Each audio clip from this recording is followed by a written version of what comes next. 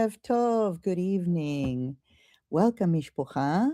This is Alicia, otherwise known as the Rabbina.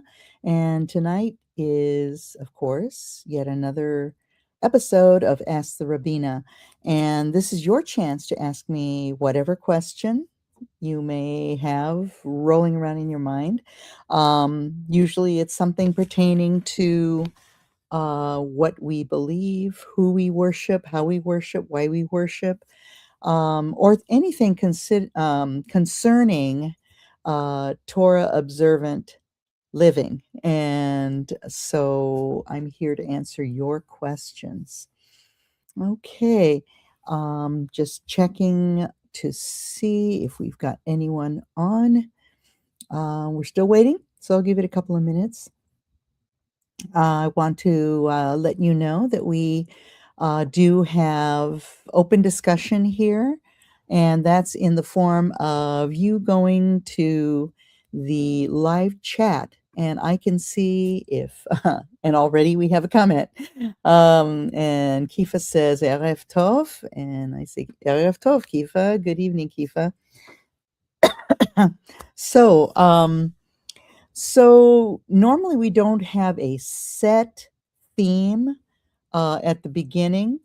We allow people to come on and ask a question. And of course, a lot of times that will go forward in the same type of theme.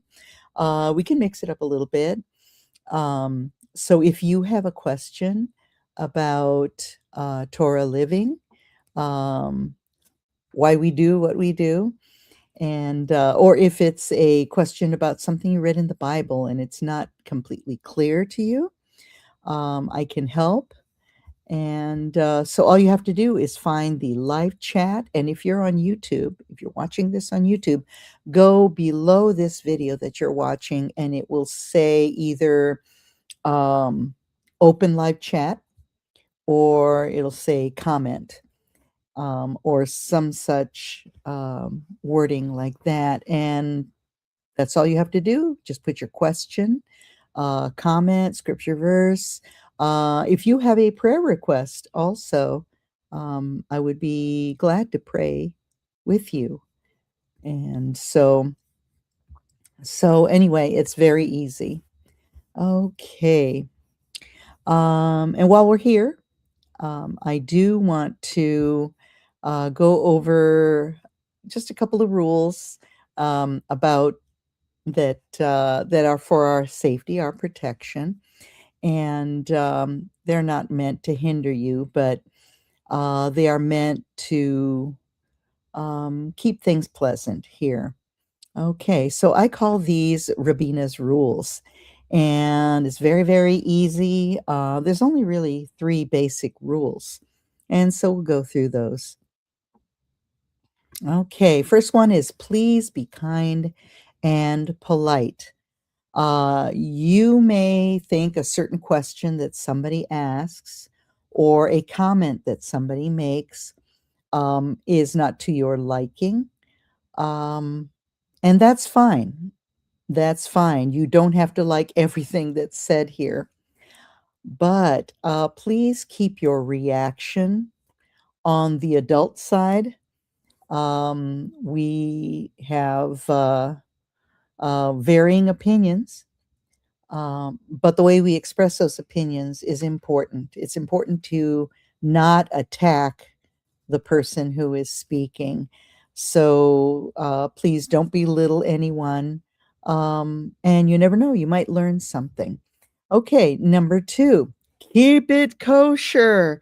In other words, keep a rein on your language.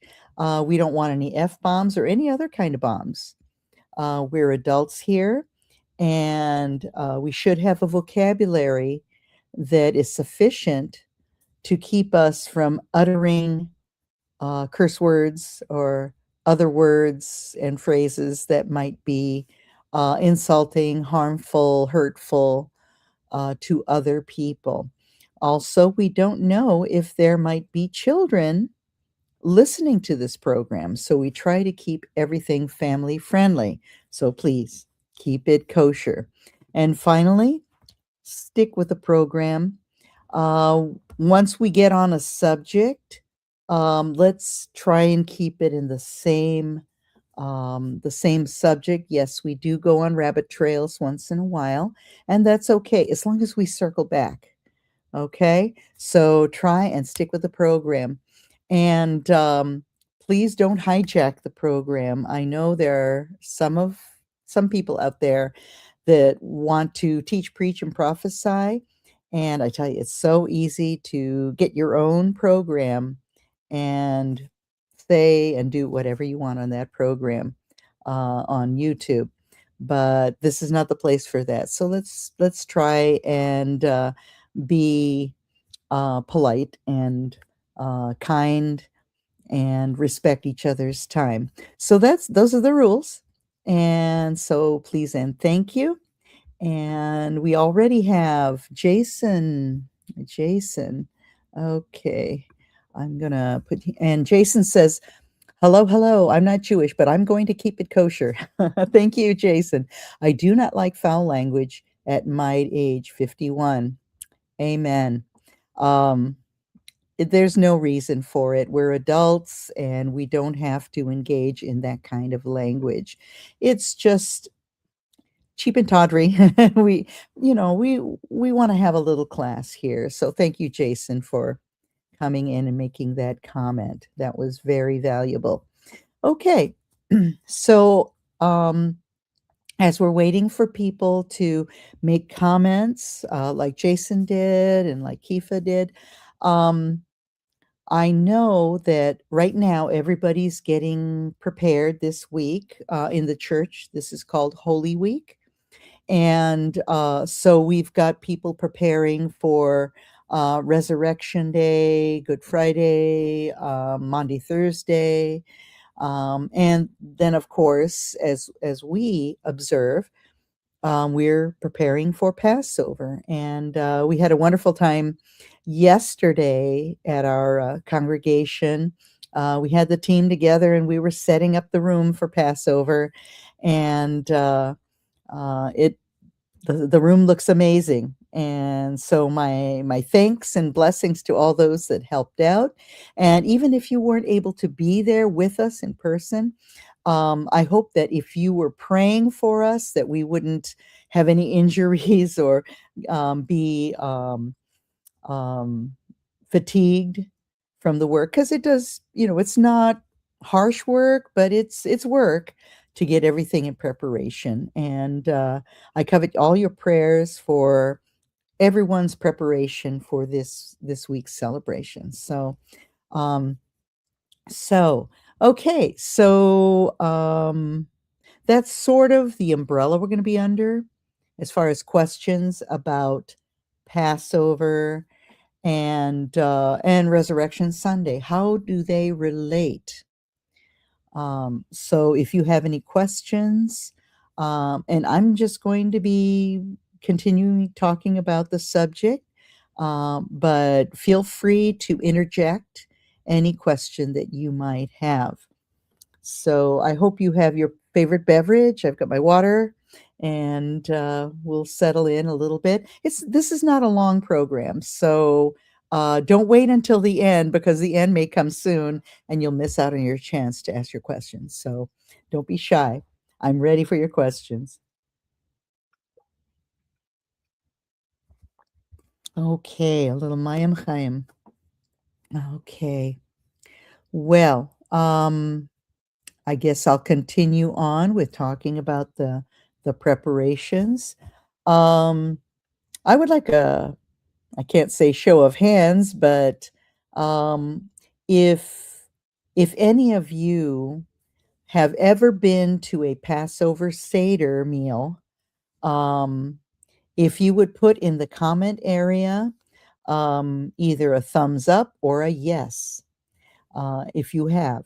If you have not, um, just put no if you have not. And if you have a question about what's a Seder, I would be glad to explain what that is also. So, our Seder is actually, and I'm going to bring up um, my other app here. And, I think I'm gonna go ahead and go to, the website that we like to reference. And, so that way everybody knows where we're at. And I'll bring that up on screen for you too. So I'm gonna share that. This is a website that we go to, and I hope you can all see that. Okay, so this is a website that we go to. It's called renewedmoon.com. And you could see the new moon there pictured on the upper left-hand corner. And we always look as Torah observant believers in Messiah Yeshua. Um, we always look to the skies because that's what our Creator told us to do. He said that I give you the sun, the moon, and the stars. So this is supposed to be signs for His people, for times and seasons. Back then, nobody printed calendars. They may have recorded dates, but there wasn't like a wall calendar, or certainly not a calendar on your laptop that they would have had. So they depended on watching the celestial bodies. And I'm not talking about astrology. No, that's that's not what that is at all.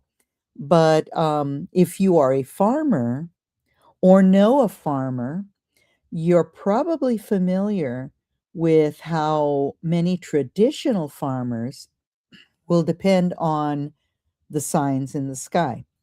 Is it a full moon? Is it a new moon? Is it the end of the cycle as a waning crescent?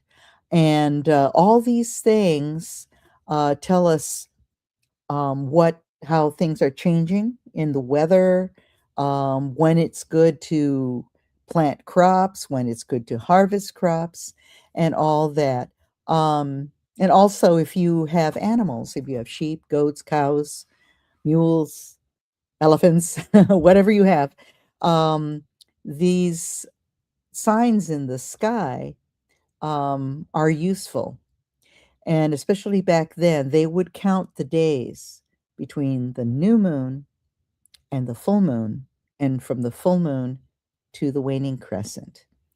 And so this they could keep track of things that they needed to keep track of. So we have Passover coming up, and Passover we know is at the full moon.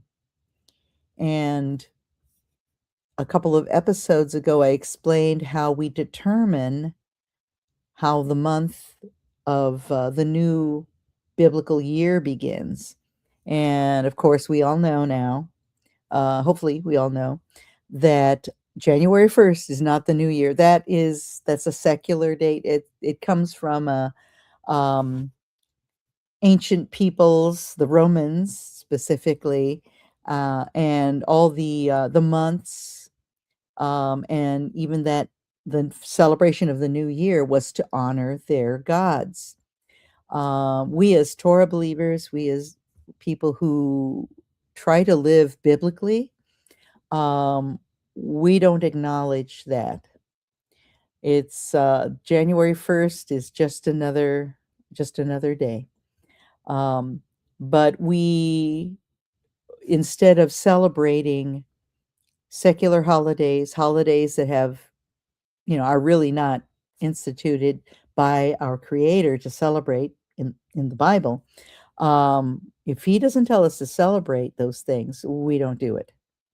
And so instead, and I know you probably think, oh, they don't celebrate anything? What a dull life. No, we've got a very exciting life. We've got many more appointed times, Moedim in Hebrew, um, that we celebrate.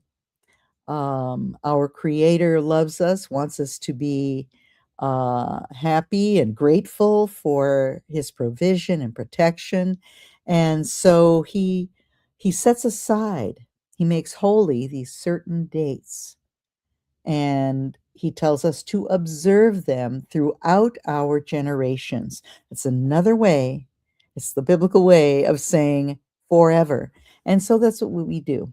So um, in order to determine when those special dates are, those moedim, those appointed times, um, we have to observe the biblical months, and those are determined by the moon, the phases of the moon. Okay, and we have Kifa.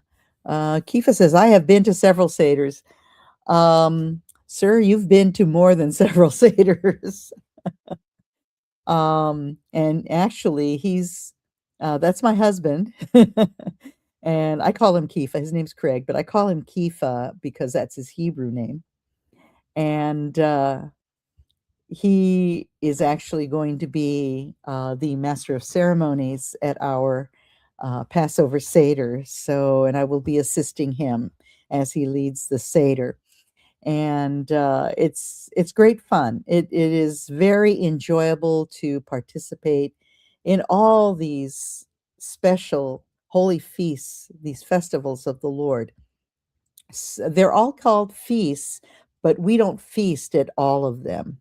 Yom Kippur, for example, it's considered a feast, but we're not feasting on food. We're feasting on um, the presence of our Creator in our midst, and who we call Yahweh, the Yod He Vav He in the Hebrew letters. But anyway, we're getting ready for this special feast day. And now the first feast day it's a weekly feast, it's a weekly festival, and that's Shabbat, the Sabbath. And so we celebrate that every week. So at sundown on Friday night, that's when the Sabbath begins, the biblical Sabbath begins, and it ends the next evening, Saturday evening at sundown.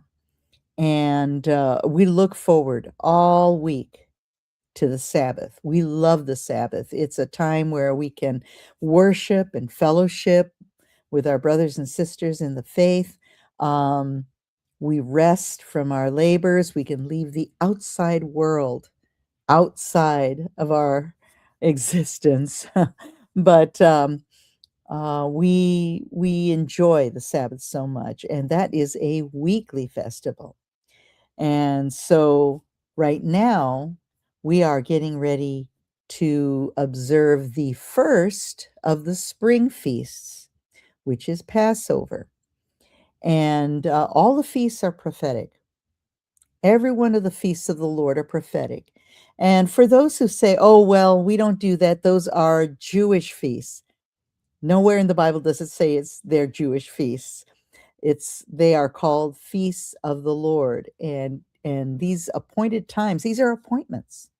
These are appointments for us to meet with our God and to worship him. And of course, we worship him every day. We celebrate him, thank him, honor him every day with our daily comings and goings, our daily lives. But on those special feast days, those set apart holy days, that are called the Moedim. A Moed is an appointed time. It's an appointment with him. It's it's a date with him, with the king. And so the first is Passover. We look forward to that. We count the days until we can meet with him on Passover. And so Passover, or the Passover is in the middle of the Hebrew month of Aviv. Now, if you have a Jewish calendar, um, it will say it's the month of Nisan. We are our congregation and other congregations like us, other people like us who don't want to use the Babylonian name. for the months. We desire to use the names that Yahweh assigned to those months. And most of the months are just the second month, the third month, and they don't really have names. But there are some that do. And this first one, the name of the month is Aviv. And as I've explained before, Aviv means spring, like the springtime. And so we're familiar with the word Aviv because of a town in Israel or a city in Israel called Tel Aviv. Tel meaning hill, Aviv meaning spring. So literally, the name of that city is called Spring Hill. So this month of Aviv begins, and it's got two requirements to be declared the first month. And it's the first month of the biblical year. And like I said, it's not January 1st, and it's not even in the fall. Some people say, oh, the Jewish New Year, isn't that Rosh Hashanah? No. Rosh Hashanah, it does mean head of the year or beginning of the year, but it's not the biblical New Year.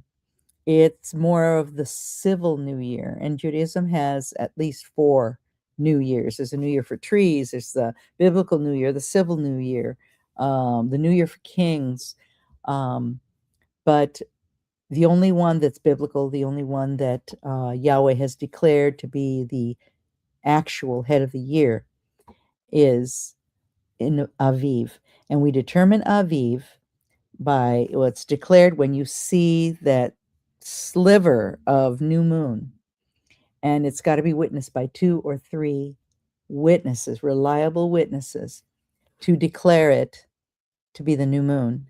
And in this, right here in this website, we depend on them because they've got people who watch the phases of the moon to determine when that month will start, the next month will start.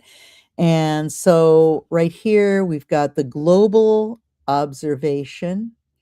And so the global observation is everywhere else but Israel. So this was observed in Brooklyn or Brooklyn Bridge Park in New York. And so that was confirmed on March 19th at sundown. Now, because we're in the West, we will see the new moon before it's seen in the East. Oftentimes, not all the time, oftentimes. We depend, I mean, it's nice, if we see it here in the West, we know it's going to be declared in Israel. And for us, we depend on that. So we wait for that confirmation. And here the confirmation was on March 20th. It was confirmed in Israel. And so anyone can contribute to this. I do recommend go to the website. It's got a lot of information about the biblical calendar, and how those dates make sense. And it will also help you understand what you're reading in your Bible when it's referring to certain months and certain conditions, like the new moon, the full moon, the waning crescent moon. So that's good to go to this website, and there are several other websites. It's just this one, I've come to know and love them, and they're pretty reliable.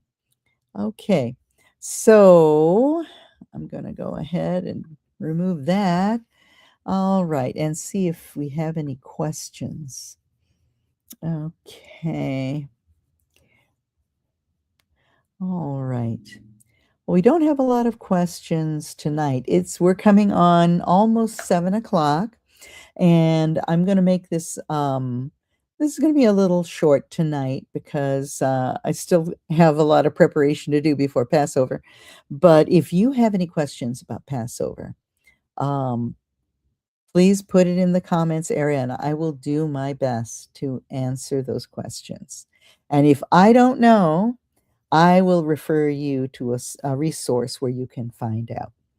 So, so anyway, we are getting ready um, to celebrate Passover, and we can. What we do is when the new moon is declared in Aviv. Oh, and there's one more thing that you need before it's actually declared as Aviv. So we were in the Hebrew month of Adar. That was the last month. Okay.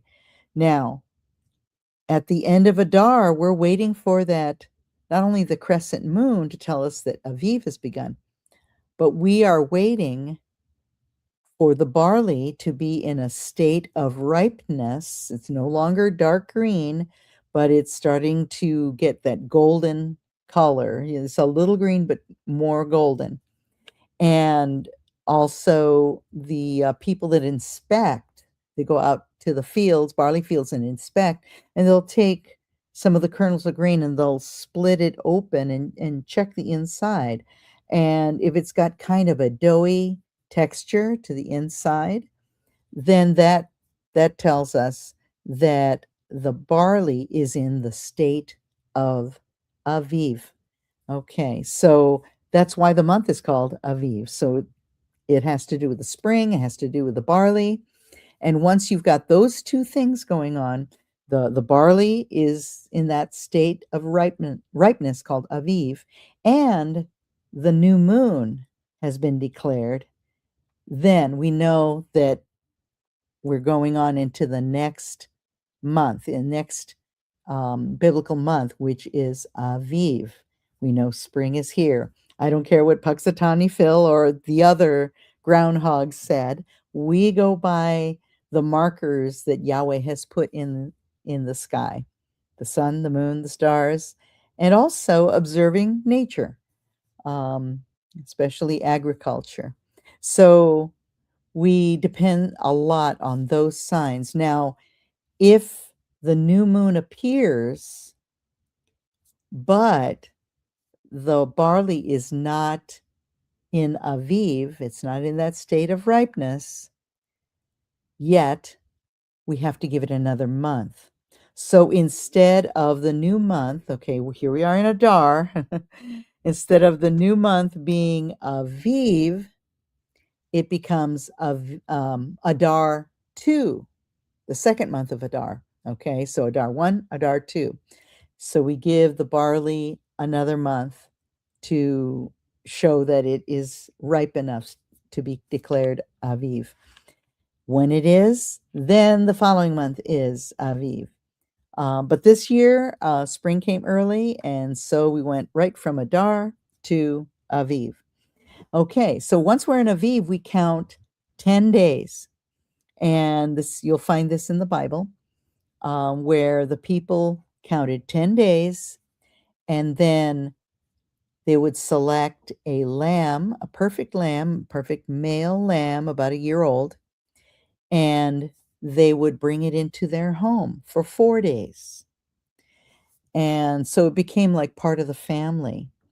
Now, they knew that they would have to sacrifice that lamb.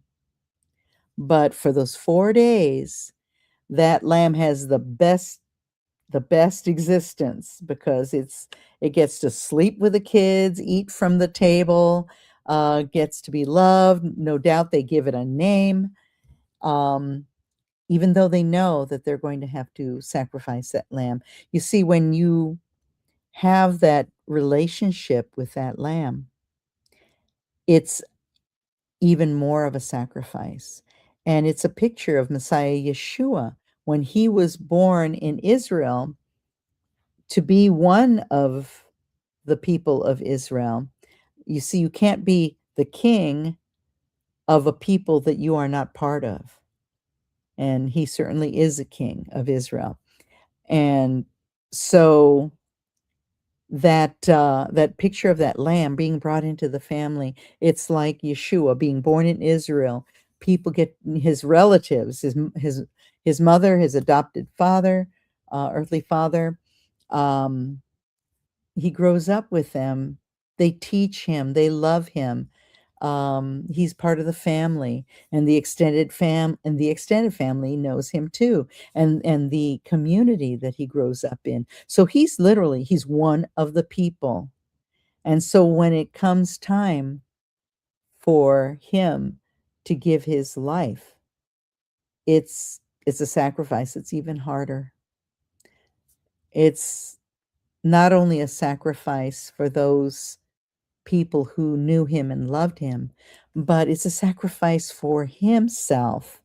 Um, yes, it's a deep, deep sacrifice when you offer your life to be in the place of another. But, and that's that physical sacrifice. But there's an emotional sacrifice too. No doubt he had come to know and love all these people that he was surrounded by.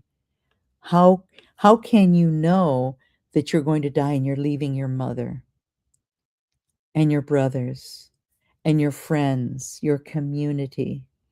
So this was a sacrifice, not just on a physical level, but on an emotional level, a relational level. And that makes the sacrifice even more difficult. So the time that the lamb is brought into the family for 4 days, it reminds us of Yeshua, who was welcomed into the family of Israel for 33 and a half years, where he was part of the people, and thereby he would be qualified to be the sacrifice for his people. Remember, he said, I didn't come but to the lost sheep of the house of Israel. He came for Israel. And yes, he died for all of us. He gave his life for all of us. And all of us are those people that are grafted in. Okay. So you don't have to be Jewish. You don't have to be Jewish to be part of Israel. If you honor and worship and love and obey the King of Israel, Messiah Yeshua, then you are part of Israel. Okay, so I have just enough time for a question, if any of you have a question. Um, so this season, and feel free to interrupt me. I'm just filling time until I get a question. So this season right now, we're preparing for Passover, and that's the first of the spring feasts. And it's first of all 7 of the feasts. And it's Passover that reminds us of the death of Messiah Yeshua, his giving his life for us. And Passover is one day. Now, I know in the Jewish calendar, and I do air quotes because it's really the rabbinical calendar. It's the dates are figured out, they're calculated by the rabbis, hence the name biblical calendar. And so I know according to modern Judaism, as reflected in the Jewish calendar, they have Passover marked out as 8 days. But in actuality, according to the Bible, the Tanakh, the Torah, Passover is one day. And then the next day begins the Feast of Unleavened Bread. And that's why your Jewish friends and Messianic friends only eat things that are not leavened. They eat a lot of matzah, not matzah crackers. So the days of unleavened bread are 7. And so together with Passover, that makes the whole 8 days. And that's why modern Jews say, oh, Passover, that's an 8-day feast. It is, but it isn't. But it's just more correct to say Passover was that one day. The rest of it is the Feast of Unleavened Bread. And that festival reflects another 8-day festival in the fall. They're opposites. So, and that would be the Feast of Tabernacles or Sukkot. And so they kind of shake hands across the calendar. We know also that Yochanan the Immerser, John the Baptist, was born during Passover. And you can check your Bibles. It's right there. It shows the calculations of when he would be born. And we also know that Messiah Yeshua was born 6 months later. So you see this image of John the Baptist and Messiah Yeshua kind of shaking hands across the calendar, across the cycle of the year. And this tells us that Messiah Yeshua was not born on December 25th. I know traditionally his birth is celebrated by Christendom at that time, but biblically, and if you do the math, you know very well he was not born in December. So, okay, I've got a question from Kifa, and he says, "Is there a book and chapter in the Bible that that identifies the Lord's appointed times?" Yes, Leviticus 23 would be that. And let me just I'm just going to check real quick. Um,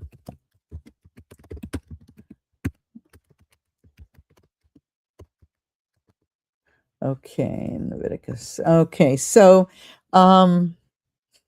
the in Leviticus 23, where Yahweh says, "The feasts of the Lord, which are my feasts." Okay, so again, these are not Jewish feasts. These are the feasts of the Lord, and we as his people are to celebrate, to observe these feasts and keep them. And you will find Passover in particular in Leviticus 23, verses 4 through 8.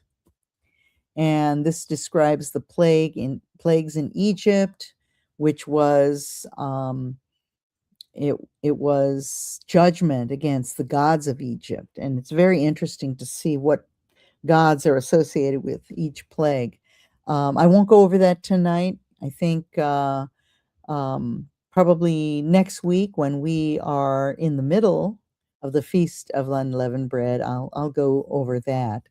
But of course, Passover is when the angel of death passed over the children of Israel, who applied the blood on their doorposts and the lintel, that beam that's on the top.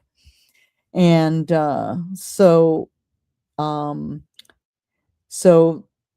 Passover is, in particular, is Leviticus 23, verses 4 through 8.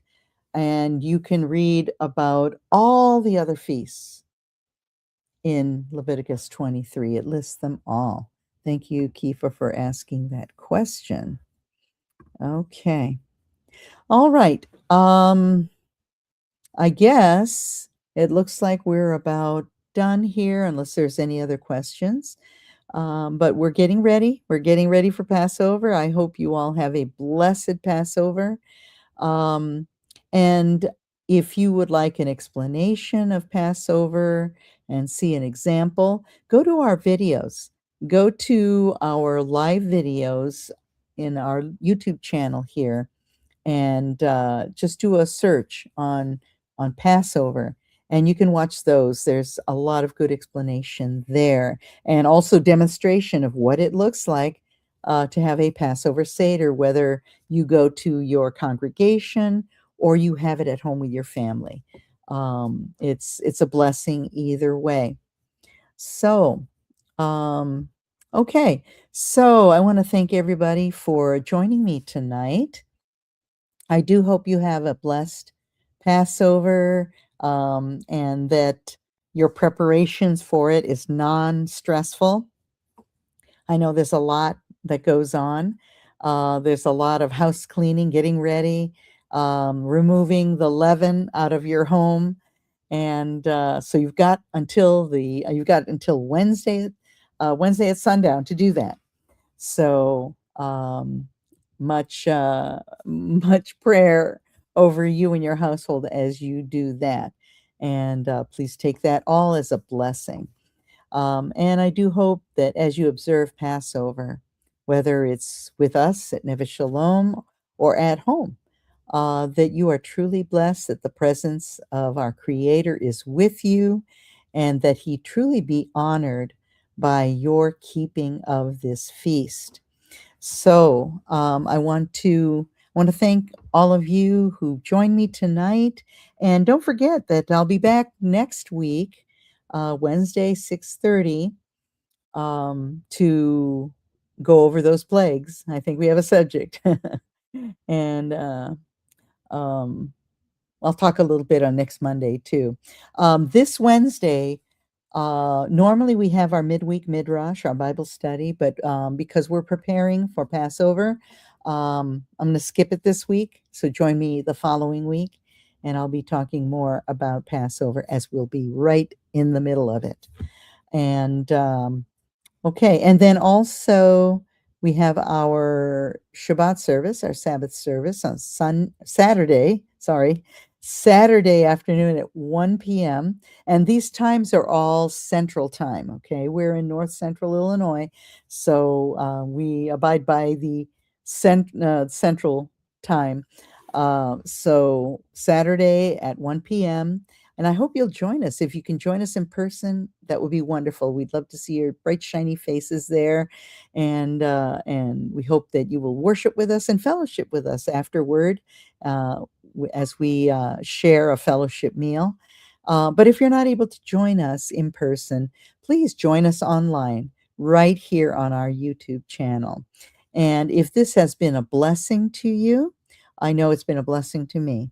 But if it's been a blessing to you, please like and follow and subscribe, and prayerfully consider supporting this ministry so that we have more outreach with the truth that is found only in Yahweh's word. Okay, well, that's it for tonight. And again, thank you for joining me. I'm going to sign off, and I just pray that you have the blessings of Abraham on you and your household. And until I see you next time, shalom, shalom.